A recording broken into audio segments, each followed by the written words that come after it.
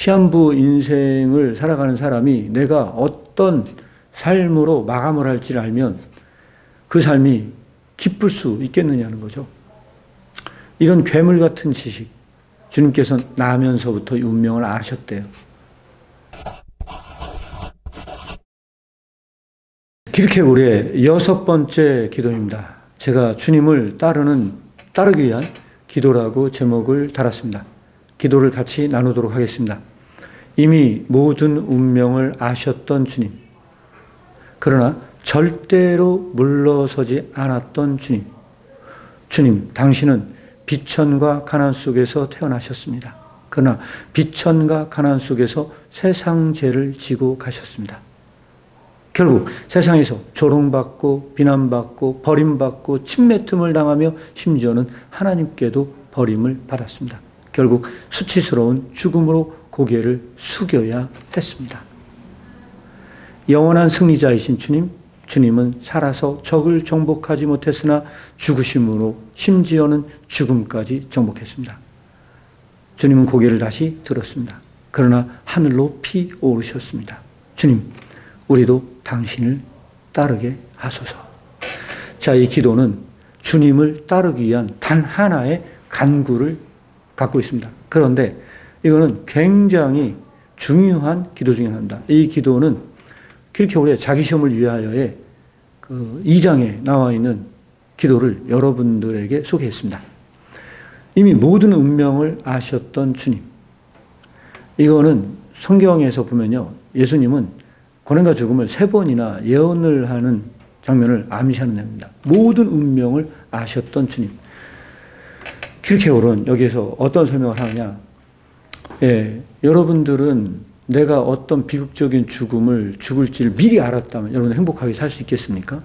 시한부 인생을 살아가는 사람이 내가 어떤 삶으로 마감을 할지를 알면 그 삶이 기쁠 수 있겠느냐는 거죠.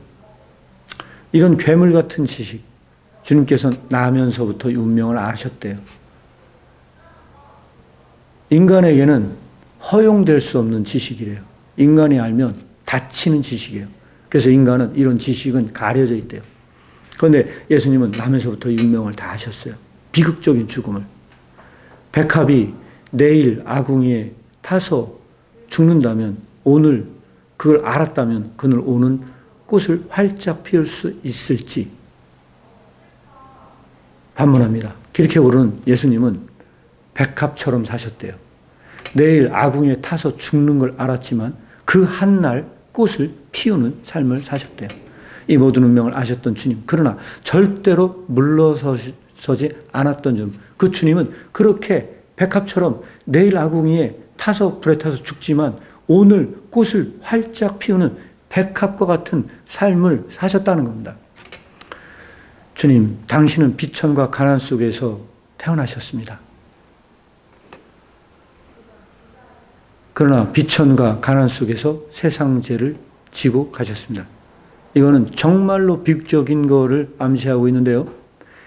세상의 왕이신 분께서, 하나님이신 분께서, 세상의 주인이 되신 분께서 세상에 버림받은 자처럼 오셨어요. 그런데 그러면서도 이 세상의 모든 죄를 다 지고 가셨다는 겁니다.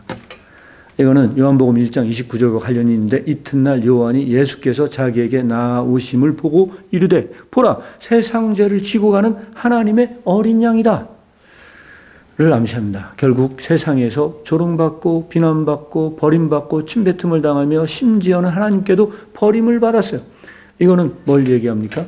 예수 그리스도의 십자가의 고난에 나와 있는 성경 구절을 다 암시하고 있는 구절들입니다. 그래서 이야기합니다. 엘리 엘리 라마 사막다니, 하나님 하나님 어찌하여 나를 버리셨나이까. 기르케고르는 여기에서 어떤 설명하냐, 순교자의 죽음과 예수 그리스도의 죽음을 비교해서 분석합니다. 순교자들은 어떻습니까? 담대히 죽음을 맞이합니다. 그러나 예수님은 절망적으로 비극적인 죽음에 이르게 됩니다. 왜 그럴까요? 순교자는 예수님의 죽음과 똑같지가 않대요. 천양지 차이가 난다는 겁니다. 왜냐하면 순교자는 세상에서 버림을 받았을지라도 하나님 절대로 순교자를 버리지 않았다는 겁니다. 그래서 그의 죽음에 담대할 수 있었던 이유는 그가 죽으면서 하나님께서 붙들고 계신다는 걸 보기 때문에 그는 담대할 수 있다는 거예요.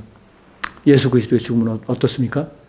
오직 세상에서도 버림받고 하나님께도 버림받은 세상에서 유일무이한 죽음이라는 거예요.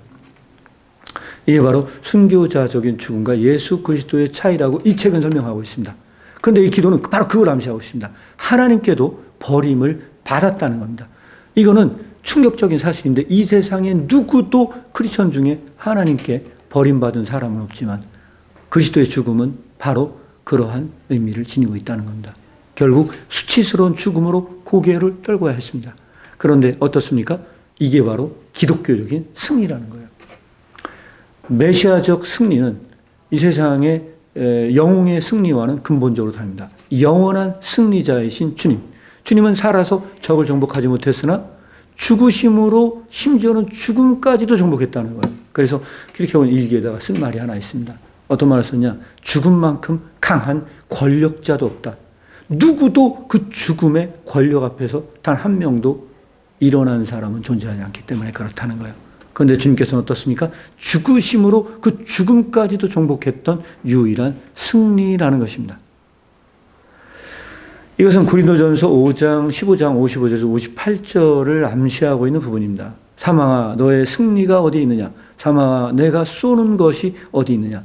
사망이 쏘는 것은 죄요 죄의 권능은 율법이라.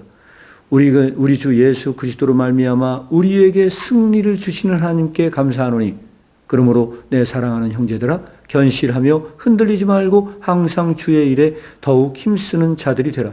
이는 너희 수고가 주 안에서 헛되지 않은 줄 알미라.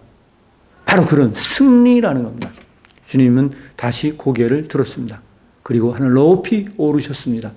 우리가 이 예수 그리스도의 이 승리를 따르게 해달라는 이 간구가 이 글에는 담겨져 있습니다. 여기까지 이 기도에 대한 간단한 여러분들과 해설을 나누었습니다. 적용 질문 드리고 방송을 마치도록 하겠습니다. 첫째, 나는 예수님처럼 하나님께서 정하신 길을 알고 있음에도 두려워서 물러서거나 피하려 한 적 있습니까? 둘째, 예수께서는 비천한 자리에서 태어나셨고 결국 버림받으셨습니다. 나는 낮아지는 삶을 기꺼이 받아들일 준비가 되어 있습니까? 셋째, 예수께서 죽음을 이기시고 부활하셨듯이 나는 현재의 고난 속에서도 부활의 소망을 품고 살아가고 있습니까? 세상이 추구하는 성공과 하나님께서 말씀하시는 승리 사이에 나는 무엇을 선택하고 있습니까? 이렇게 네 번째 질문까지 여러분들과 나눴습니다. 이 방송을 따르시는 분들이 예수 그리스도의 이 십자가를 따르는 예수 그리스도의 제자가 되기를 축복합니다. 오늘 방송을 마치겠습니다. 감사합니다.